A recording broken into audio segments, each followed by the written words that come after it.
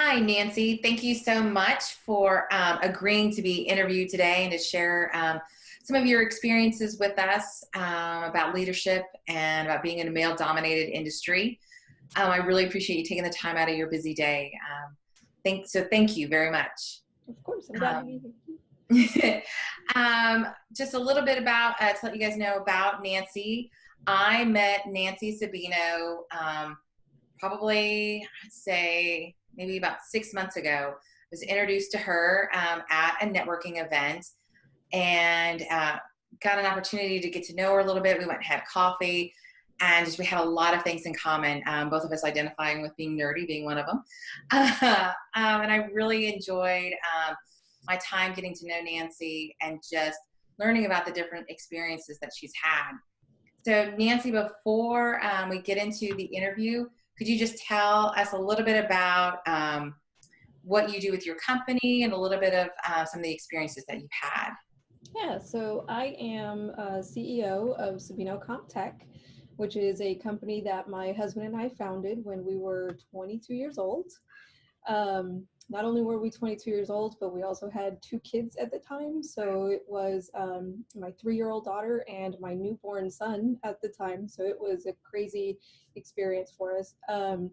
But we had started our own company after being involved in another company that a friend of ours owned and kind of went sideways. So a lot of us have some of a similar experience, but we basically decided we kind of know what we've been doing, and we have some experience and a lot of passion, and we can figure it out from there. So we've had no formal training besides in 2015, I was accepted into the Goldman Sachs program, which kind of launched my career path in knowing or validating what I had already been doing. So that was a fun experience. That is a fun experience. Not that I know personally yet, but that is definitely something that is up on my goal board of something that I'm definitely looking forward to. That's an amazing experience, I'm sure. Oh yeah. Yeah. Okay, so you said that you were with another company. Have you always been in doing IT, that kind of thing, or have you had different experiences? So I have not always been in IT. That company was my first time, and I was not even on the technical side of it. I have always been an entrepreneur.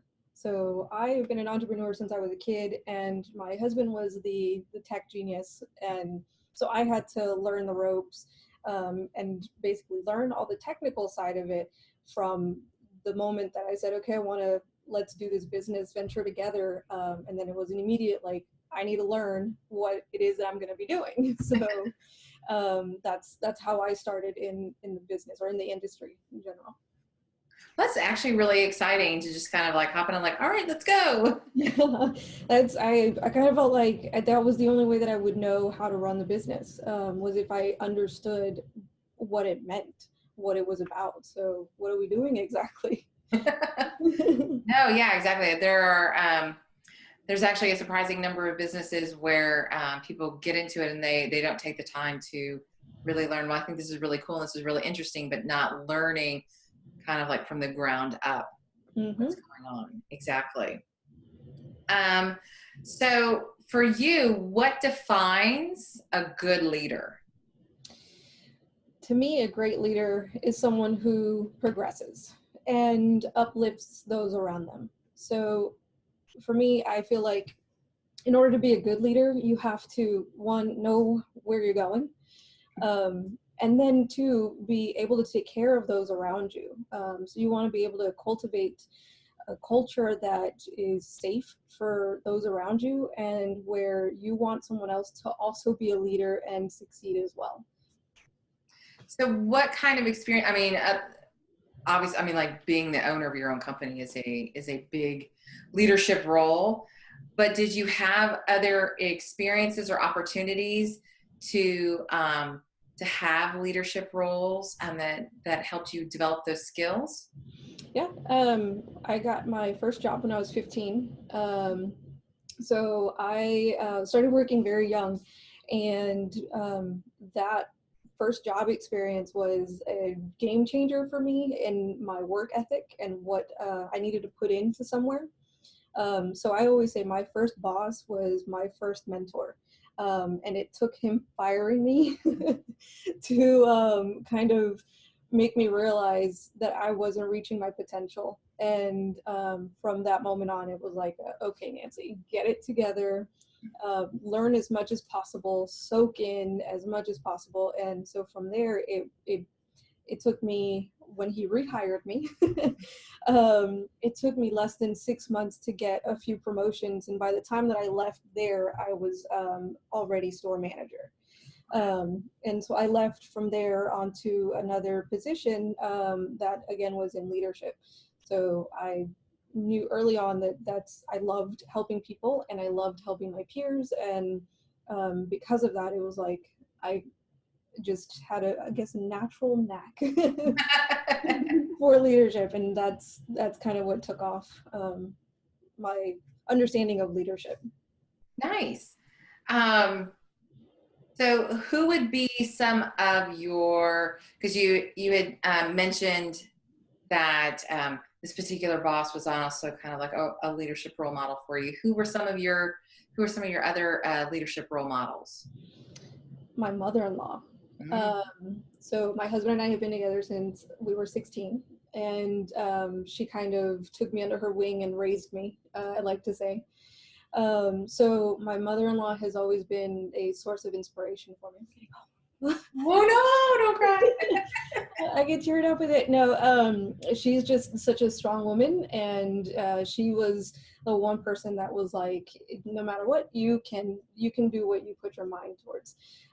So she herself is a source of inspiration for me. She was a single mom of 4 kids while she was going through college, and about five years ago, she got her master's degree.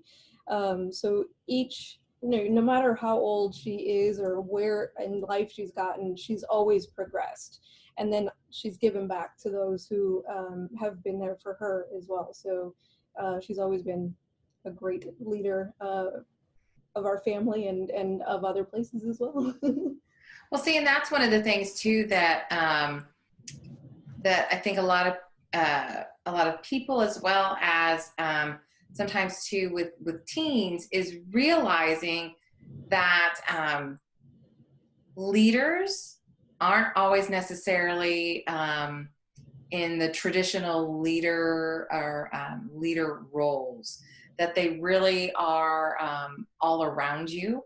It's just looking at what actions are they doing and that kind of thing. And then from that, realizing too that you can be a leader without being, the leader by title. Yeah, that's absolutely right. I don't feel like leadership means a title or a certain salary or a wage or anything like that. You can lead from any seat.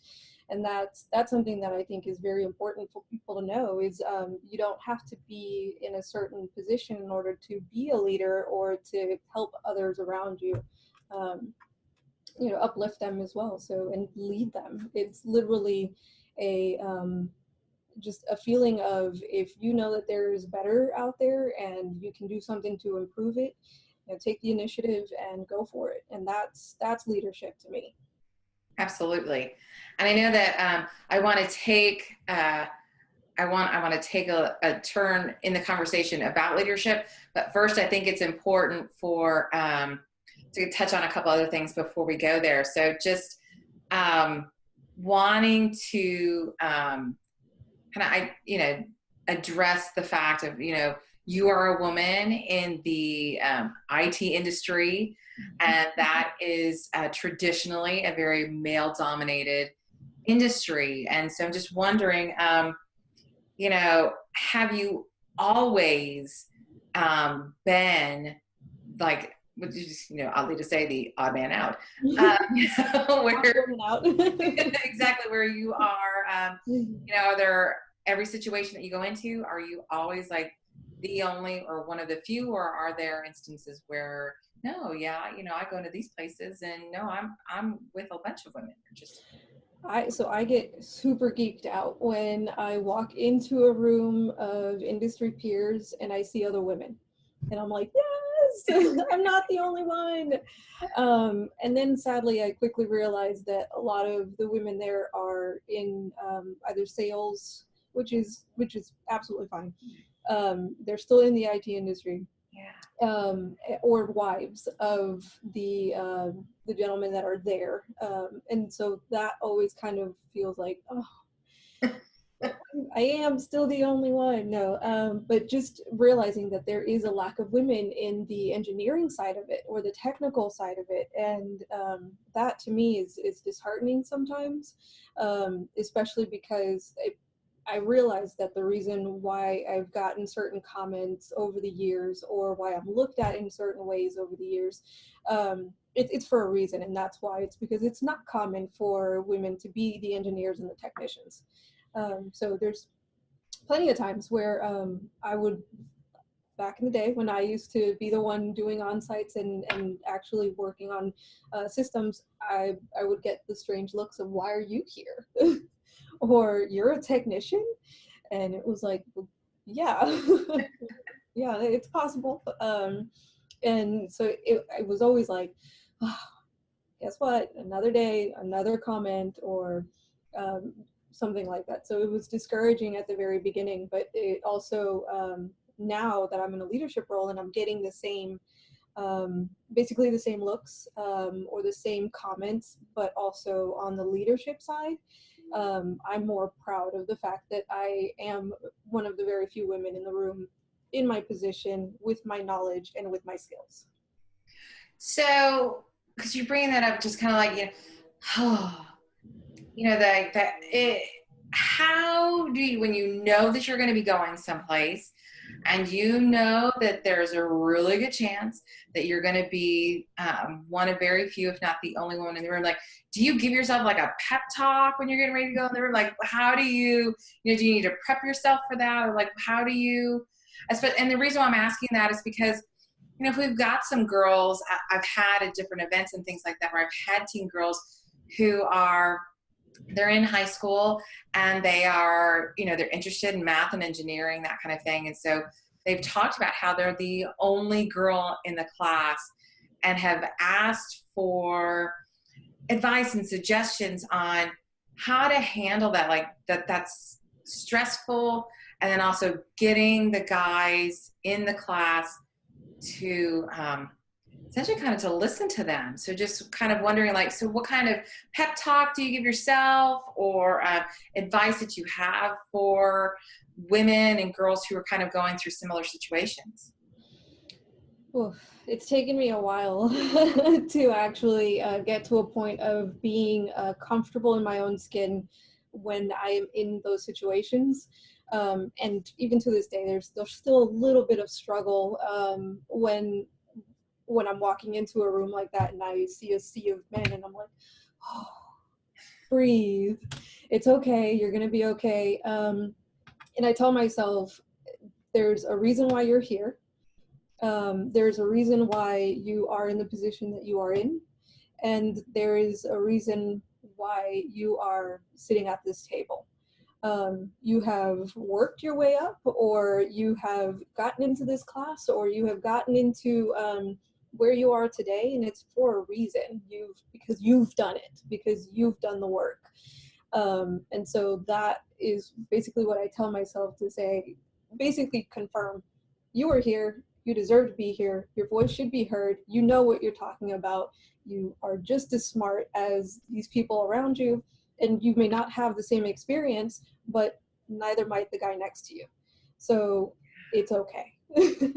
I know that right there. A lot of times we make the assumptions about the other people in the room that they are more experienced than we are, when in fact, you probably have more experience and more knowledge than them. You just don't know that, because walking into a room and looking at people you don't know, unless they're like a famous person and you know them. Exactly. Seriously, like, and I think that is a lot of times what we tend to do to ourselves, is to assume that everybody else in the room knows more than we do. Yeah, absolutely. Confidence. And it's you know, it's okay if somebody else has more experience. I've come to peace with that. Like, I don't know everything, and that's okay. Yeah. I can learn as I go, and that gives me the ability of learning even more, which I find to be something that's even better than having all the experience, is being open to learning.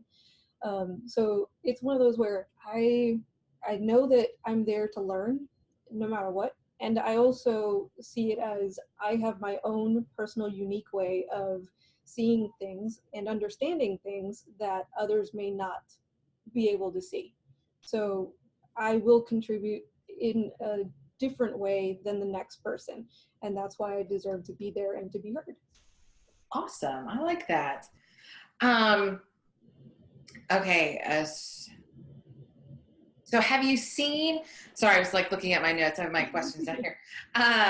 So have you seen any changes in like the landscape of technology where we are getting more women into, or the way that you are received when you walk into the room? Have you seen any changes within the industry like that? Uh, I mean, I've been in the industry for a little over 10 years now, and sadly, not really. There have been, I would say, minor steps, but we have a long way to go. Yeah. And sadly, I think what ends up happening is that women are not feeling the inclusiveness in the industry, and because of that, it's very difficult to wake up every day and go to a job where you're not accepted. Um, so that is extremely difficult, especially in the IT industry. I think I've just gotten very lucky because it's my own company, and my business partner is my husband, so I'm very lucky in that aspect. And but because of the changes that are not happening in the industry, that's something that we have taken in very close for our company. So I can tell you that my staff is equal, both male and females, on both the engineering and technical side as well as the admin side. So those are things that we see aren't changing, and therefore we want to make a difference when it comes to how it's changing. Nice. So that kind of leads into then kind of how I wanted to end with talking with you is about the challenges that you have as a leader and in the industry that you're in. How do you handle those challenges? Like I don't even know if you want to like give a specific example of like, there was this kind of challenge that happened with me within my role as a leader, and this is how I handled it. If you want to be, because again, I don't know how specific you can be with. That's a good question. I think that in one of the things that I've learned is that when you're a leader, or I mean, just whatever position you're in, especially being an entrepreneur, it's both personal and business. So for me, a lot of the struggles were on the personal side of um, the challenges that I faced, and that helped me on the business side later. But I first had to focus on my personal well-being, and so I can tell you one incident where we went to our very first convention. You've heard this story before, but it's a good one though. Yeah. So very first convention within the industry, and by day 2 I was basically could not leave the hotel room, just because I felt like I didn't deserve to be there, or I was not what people expected. And so from that moment, I kind of told myself, so what if you're not what people expect? So what if you don't have the experience? So what if you are different? You could be a purple unicorn in the middle of the room, and no matter what, people are going to say something. So why not just turn that into a positive experience? So I had to work on my personal view and perspective first. And once I started working on that and kind of feeling better about myself and being comfortable within my own skin, then I was able to kind of transition that into the leadership that I was able to provide. So I feel like I have become a better leader by solidifying my personal challenges first and then moving on. So now I walk into a room and I get red because that's just what happens. I'm a lot more comfortable with where I am and who I'm speaking with, and it's just one of those where I had to do that first, get over that challenge first, and then move on. And now I can actually lead my people, and in a way that is true to who we are as a company and who I am as a person. So which I think is very important. Did I answer the question? Yes, you did. You did. And you brought up a really good point, is that I think a lot of times too, especially with women, especially with teen girls, we feel like we have to be a certain way. Mm-hmm. And especially if you're wanting to be a leader, you feel like you need to even more so be a certain way, and that may not be necessarily being true to yourself, and that kind of thing. So like you were talking about, like there were things that I needed to deal with personally first, Mm-hmm. before I could really, step into that leadership and be that good, effective leadership, and be able to walk into that room and know that I'm here and that I'm supposed to be here. And I think that really is so very important, is that everybody really needs to be okay with who they are. Mm-hmm. And to realize that the way that you're going to be a leader is probably going to be different than the way that I'm going to be a leader. Mm-hmm. And that's okay, as long as we know who we are, know what we stand for, Yep. and then match our actions to what it is that we believe, instead of trying to live up to some certain standard, or that kind of thing, or do certain actions that we think that, now I'm in a leadership position, so now I need to act differently. There's that whole, what is that stupid saying? I dislike it so much that I've pretty much forgotten it. But it's, I know, like I erase it. It's kind of, act like a lady, think like a man. Mm-hmm. Like that right there, just Yeah. kind of like, so I've seen so many of my female colleagues who stepped into leadership positions and then totally changed the way that they acted. Mm-hmm. And I think it's because they thought, I have to do something differently now. Yep. That I'm in this as a title leadership position. Right. It's kind of like, if you're being given that leadership position, it's because of who you were prior to that. Mm-hmm. And you don't need to change. So it really is like, I really like that you bring up that point of just knowing who you are and being comfortable with that. It's really important. Absolutely. That's one of the key factors, I think, is I after that conference, I started the phrase of no robot business here, just because I'm a goofy person by nature, and I'm not okay with being like corporate robot, and so I was like, no business robot here. I am who I am, and I hope that others like me for who I am, and if not, then it's okay. We don't have to do business.